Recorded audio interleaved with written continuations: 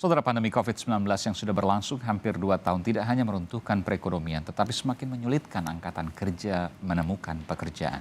Sementara jumlah angkatan kerja baru terus meningkat setiap tahun. Bagaimana dampak kondisi ini jika tidak teratasi dan sisi apa yang harus ditingkatkan pemerintah? Kita akan bahas bersama Peter Abdullah, Direktur Riset Center of Reform on Economics dan Direktur Riset Center of Reform on Economics Core, Peter Abdullah. Selamat malam, Bung Peter, dari Core. Ya.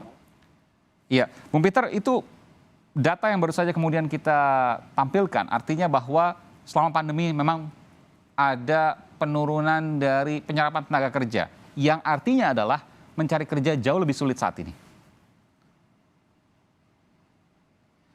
Bung Peter mungkin masih di mute ya, suaranya tidak terdengar. Sebenarnya sudah disampaikan tadi. Oh sudah, oke. Silakan, Bung Peter. Persoalan itu bahkan sudah terjadi sebelum pandemi, di mana persoalan yang terjadi adalah semakin menurunnya daya serap ekonomi kita, ya, menyediakan lapangan kerja untuk angkatan kerja kita. Dengan pertumbuhan ekonomi yang rata-rata 5%, ya, itu sangat tidak cukup untuk menyerap pertumbuhan angkatan kerja kita yang mencapai sekitar 3 juta per tahun. Dengan pertumbuhan 5%, itu kita hanya bisa menyerap sekitar 1.250.000 angkatan kerja setiap tahunnya.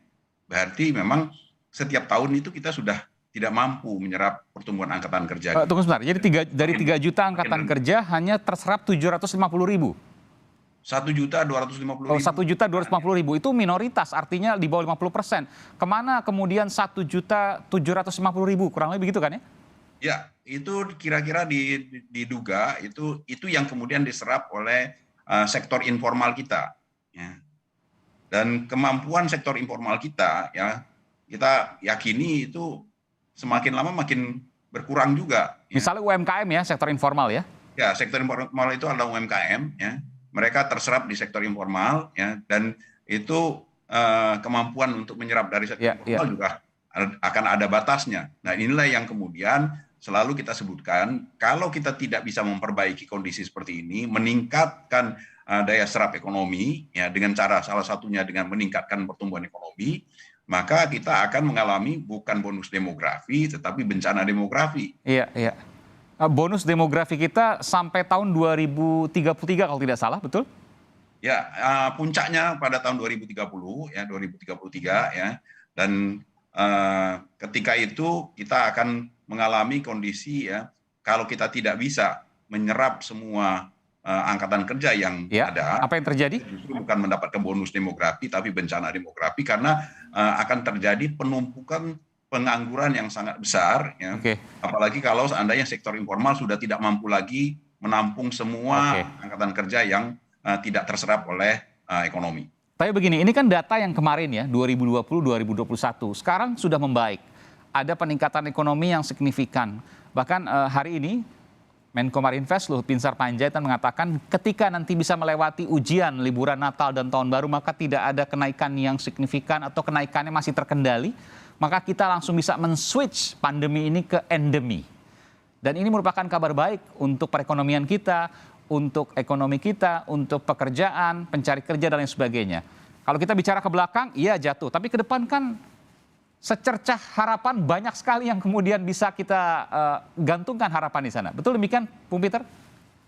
Masih jauh, Pak Mas Aiman, ya. Karena pertama, tahun 2020 itu kita mengalami kontraksi ekonomi yang cukup besar, ya. Dan artinya itu jangankan menyerap angkatan kerja baru, kita justru menambah pengangguran baru, ya. Hal ini artinya PR besar yang harus ditebus pada tahun 2021, ya, dan kemudian ditebus lagi di tahun 2022.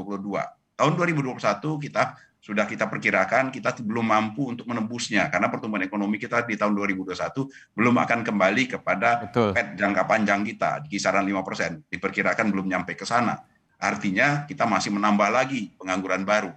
Artinya 2 tahun 2020-2021 itu harus ditebus di tahun 2022. Pertumbuhan ekonomi yang sangat tinggi yang diharapkan, yang diperlukan untuk menembus semuanya. Berapa persen? Belum lagi yang sudah bertahun-tahun kita ciptakan. Ya. Berapa persen harus nanti 2022 untuk bisa mengejar ketinggalan sebelumnya?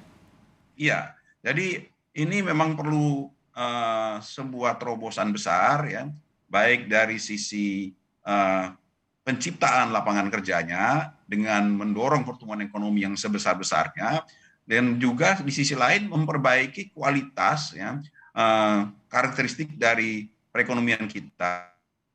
Ya, sekarang ini kan daya serap setiap pertumbuhan 1% itu daya serapnya itu terus menurun. Kenapa? Karena pertumbuhan ekonomi kita selama ini sejauh ini semakin lama semakin didorong oleh sektor-sektor yang padat modal. Oke, singkat saja Pak Bung Peter, apa cara yang paling cepat untuk memperbaiki ini semua? Angkatan muda ya, kemudian bisa mengurangi tingkat pengangguran terbuka. Bagaimana kemudian caranya? Paling cepat dan paling mudah untuk kemudian bisa dicapai, paling visible, paling layak. Yang paling mudah, yang paling cepat adalah dengan meningkatkan pertumbuhan ekonomi dan memprioritaskan sektor-sektor yang padat karya. Itu yang paling mudah, bukan paling mudah, tetapi yang paling memungkinkan untuk kita lakukan dengan segera. Jadi dari pemerintah, proyek padat karya, dari masyarakat, UMKM, itu yang kemudian ditingkatkan. Jadi terserap banyak pekerjaan, terserap juga banyak pemuda, dan nanti itu akan mempercepat pertumbuhan ekonomi untuk pemulihan ekonomi selanjutnya. Begitu ya, Bung Peter ya? Baik. Ya, saya kira begitu. Oke, baik. Terima kasih Bung Peter Abdullah dari Direktur Riset Center of Reform on Economic Score. Terima kasih atas informasinya.